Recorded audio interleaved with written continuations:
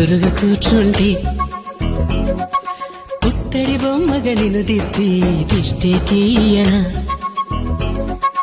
పిల్లాడల్లి అల్లరిగా పరుగులు తీస్తుంటే కళ్ళను మూసి నలుగెత్తి లాలలు పోయనా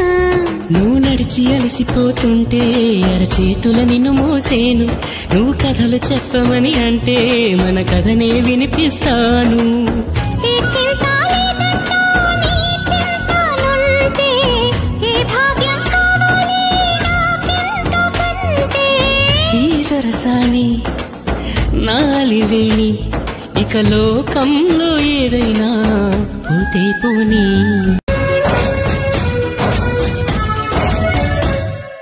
పాపాయల్లే నా ముందు కుదురుగా కూర్చు